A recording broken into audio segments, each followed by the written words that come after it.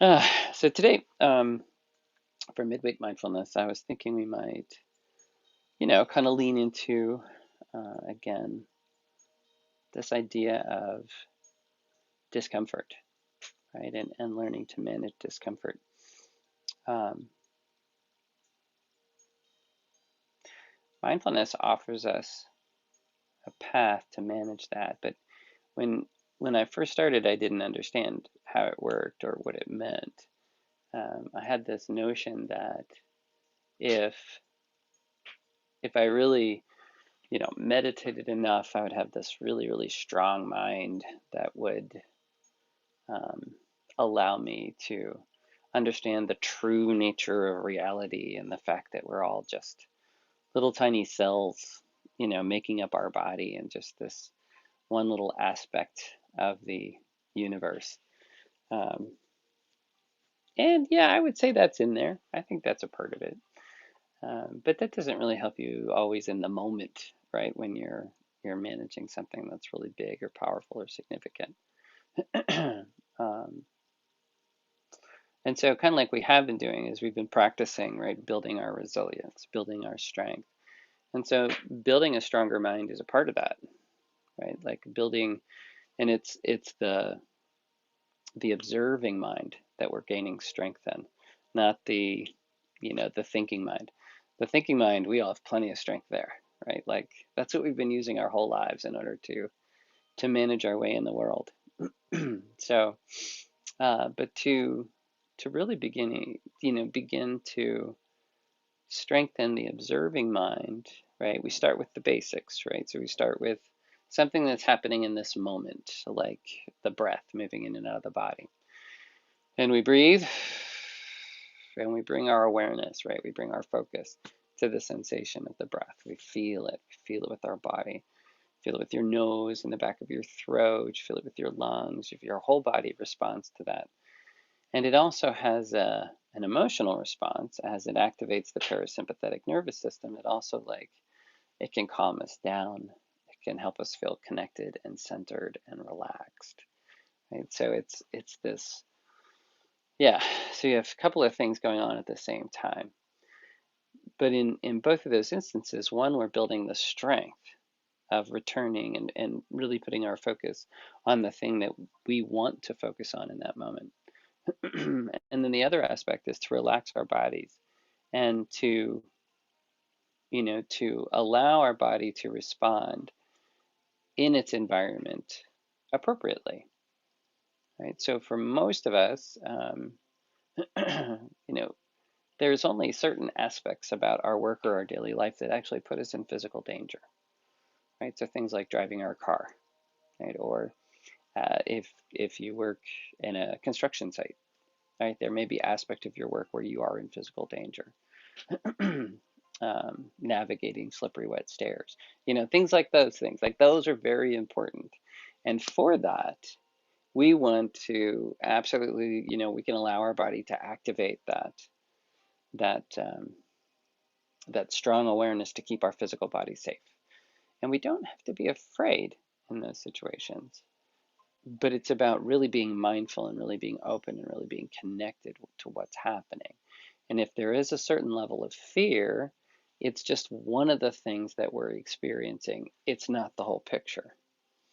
So again, in that instance, we might recognize that there is a certain level of fear, but we can also connect with the feeling that, but I've done this a lot before, and there are people looking out for me, and I'm wearing a hard helmet, or I've been good at stairs for a long time, or I'll grab the handrail and move slowly, or whatever feels appropriate. But we hold all those things into context, right? All those things in our awareness at the same time, and we're able to manage and negotiate what it is that we want to manage and negotiate.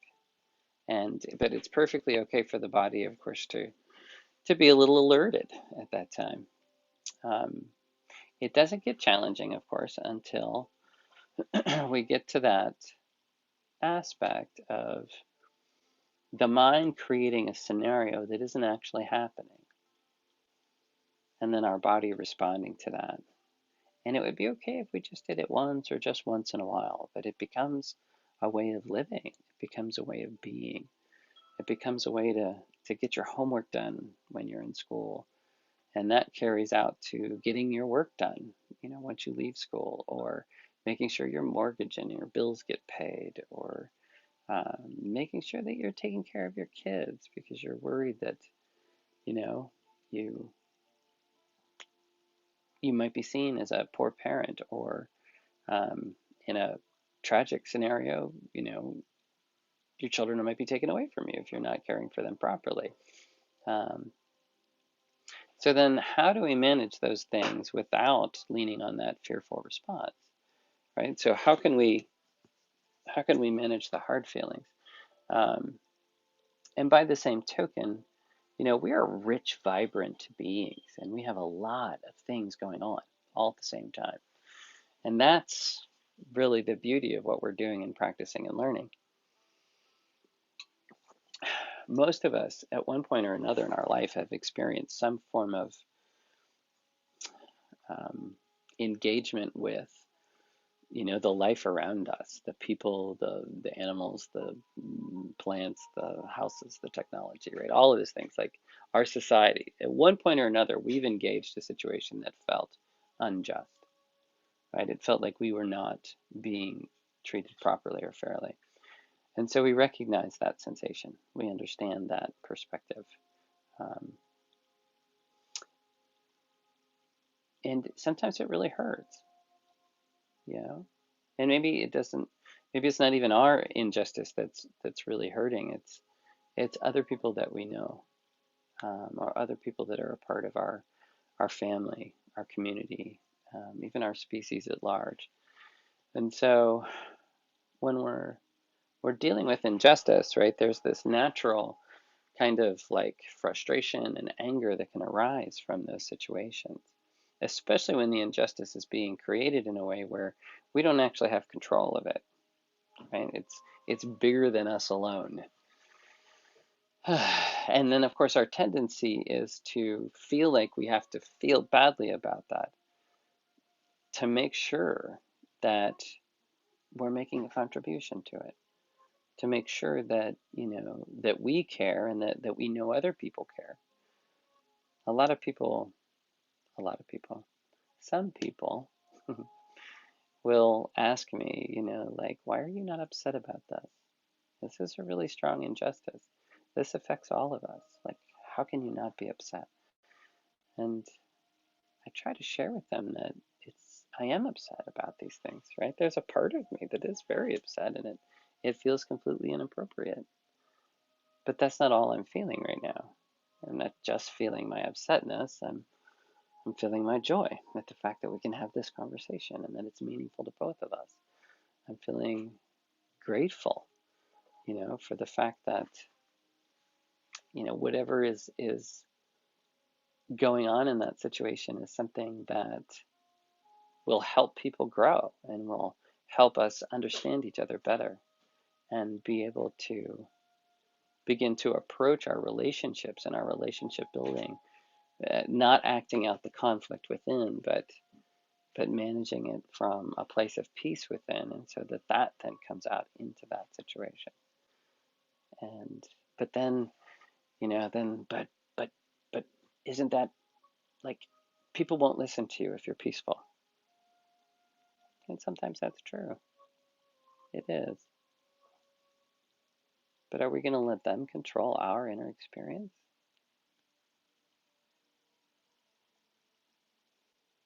Uh,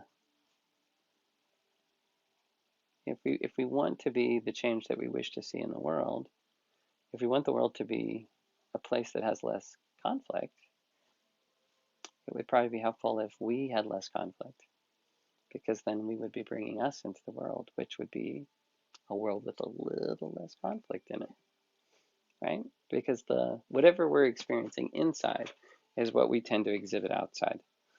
There's a writer who I always appreciated. His name's Wayne Dyer, and he used to talk about taking an orange and squeezing it, and you get to find out what's inside the orange when you squeeze it.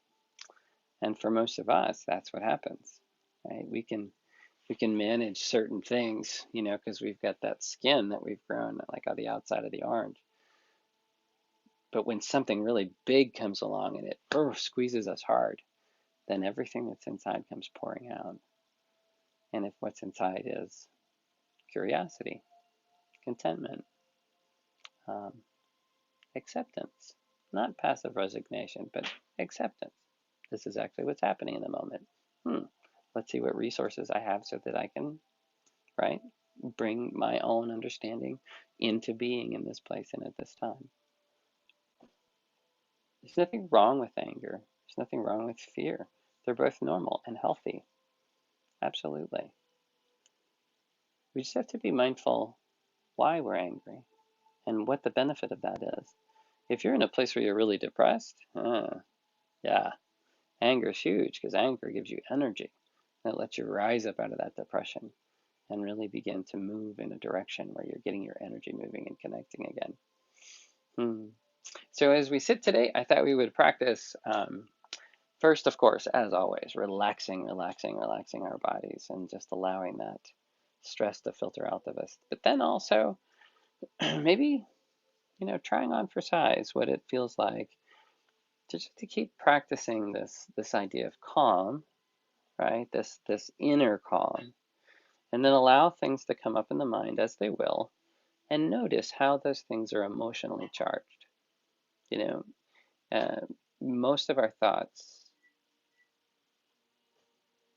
well, all thoughts extend from memory. And memory isn't formed until we have, right, a cognition and an emotion connected in order for that memory to form. So there's always some level of feeling that's connected to the memory. So see if you can notice it. See, sometimes it's really obvious, sometimes it's not. And as you notice it, just like we bring the breath to the different parts of our body that are tense or struggling, see if you can do the same thing with those thoughts. It's not that we're diminishing them in any way. We're actually allowing them to fully thrive in a place where they can be expressed and then released.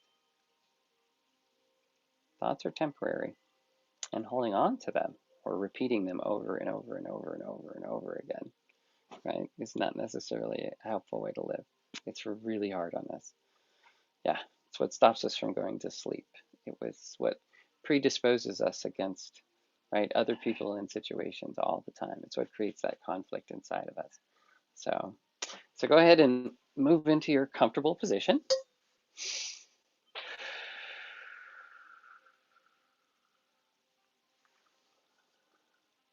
If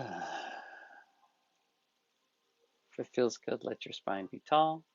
Let your head sit on top. Whatever you choose, again, always physically relaxed and mentally alert. And I'll invite the bell to get us started.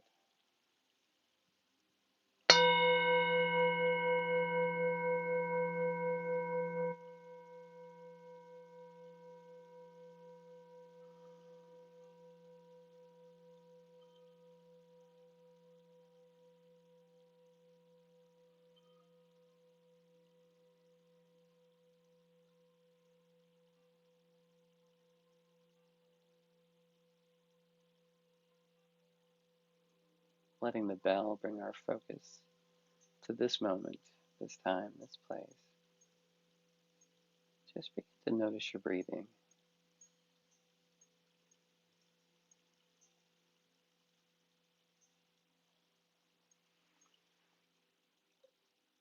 Notice where it feels the strongest for you right now.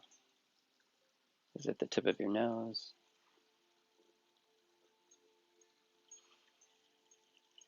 Is it the rise and fall of the belly?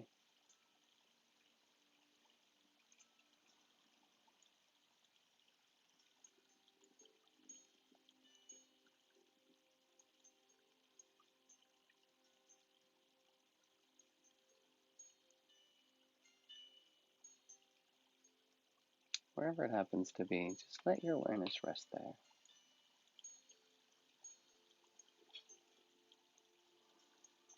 Really feeling the movement of the breath.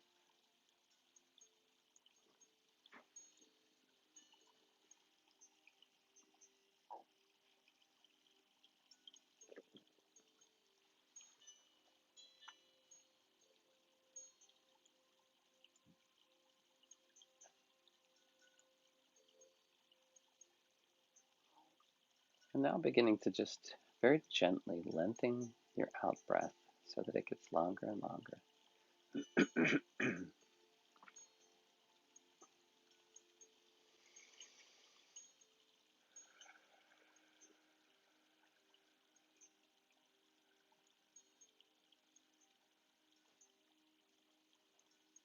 We're not looking to speed up the breath, but instead perhaps even slow it down.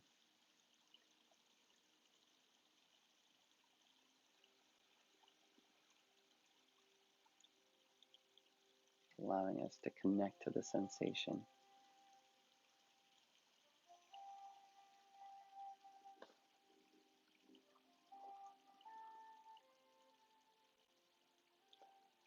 Allowing us to notice where our bodies are holding tension.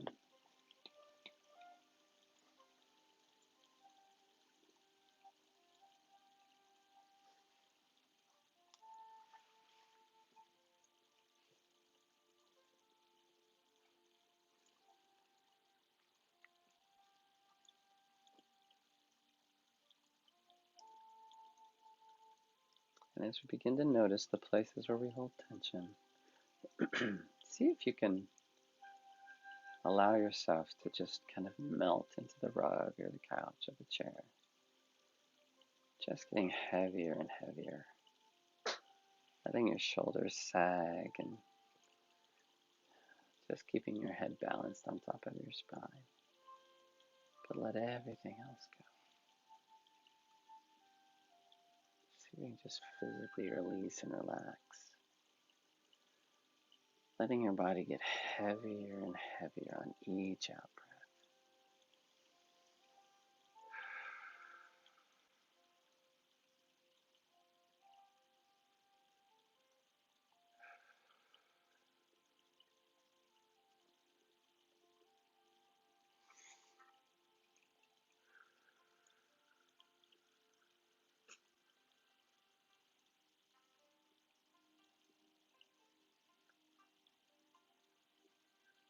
Letting your body just sink down into the floor, down into the cushion or the mat or the chair, sofa.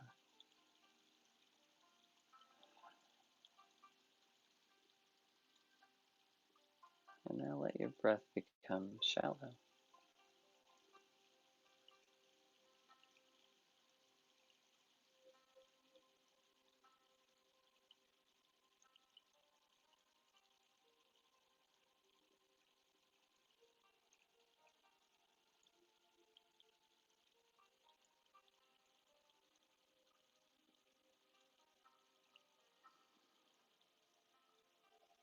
See if that also brings a sense of relaxation.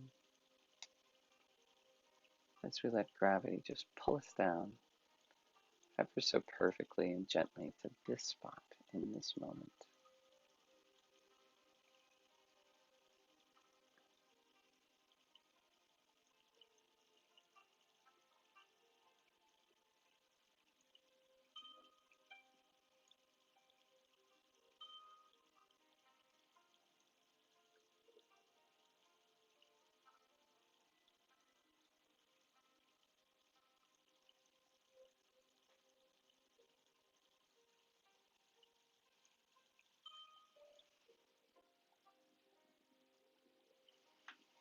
And as thoughts arise, as they always will, well, as they typically do,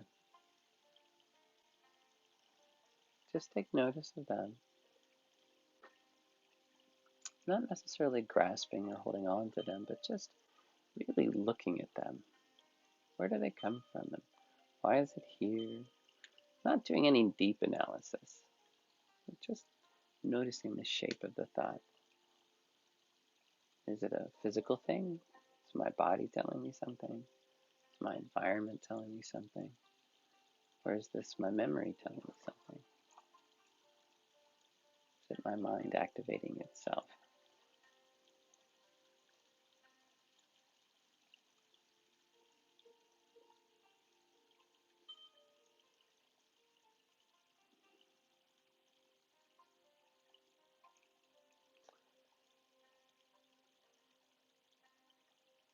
And then notice the feeling that's connected and attached to it.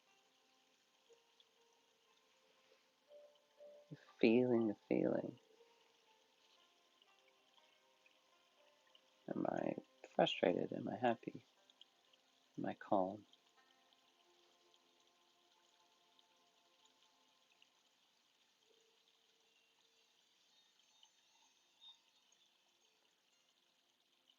Does it feel heavy, like work sometimes can?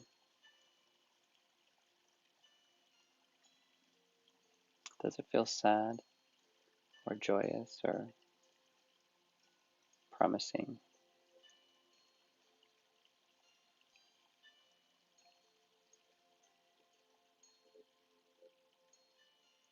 Just really noticing. And when you begin to feel the feeling, notice what other feelings surround that particular thought.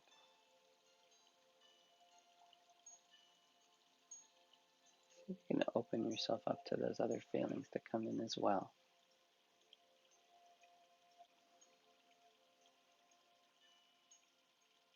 Not necessarily rehearsing the thought or repeating the thought, just noticing it for what it really is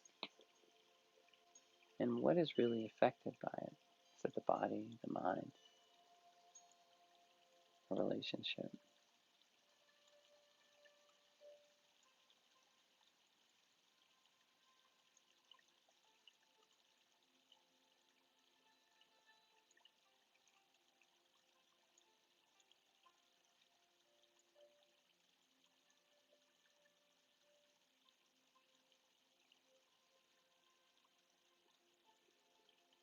And see if you can pull another thought or another feeling around that particular thought up into your awareness.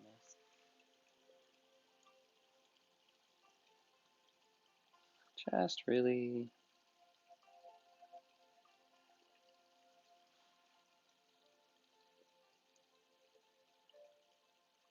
just trying to hold them all together in our observing mind, noticing the irritation and the pleasure at being able to see it and observe it.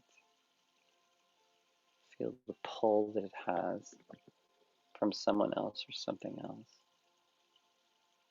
And then notice your own inner quiet and strength. See if you can hold all those, or at least one or two of those together at the same time. And then notice what happens to your emotional sensations. Do they start to balance? And we bring in a happy feeling or a positive feeling, and we bring in a fearful or a negative feeling, and we hold them in the same space. We can tell where we stand and what our attachments are and our connections are. Am I wishing that this would stay? Do I want this to stay? Right? Then we're clinging to it and we're attached to its being present. And if it's on its way out and we just want it to go, then we're pushing it away because it's uncomfortable and we don't want it with us.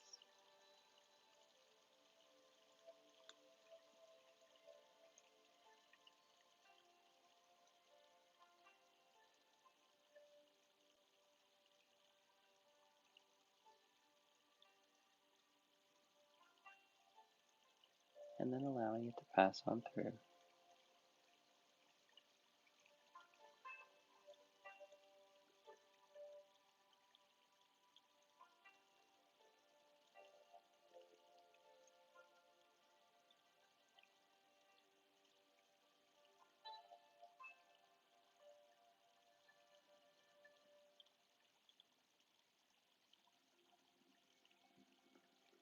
And if all that feels like too much, just come back to the breath.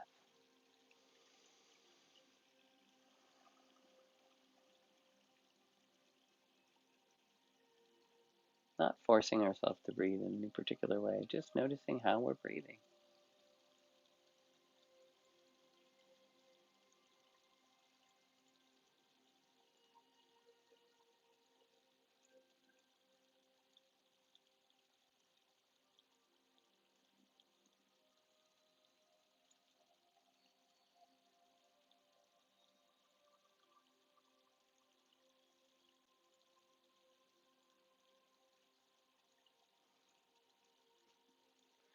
And now gently allowing your breath to deepen again.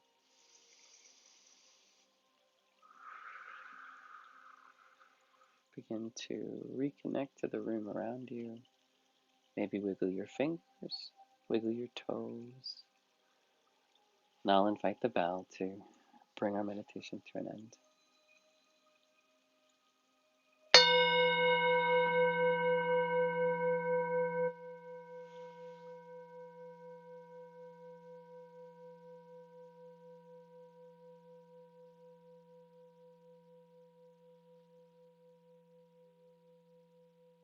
And just taking your time, and whenever you're ready, opening your eyes. Thank you too, Lori. Thank you for being here. It makes all the difference in the world.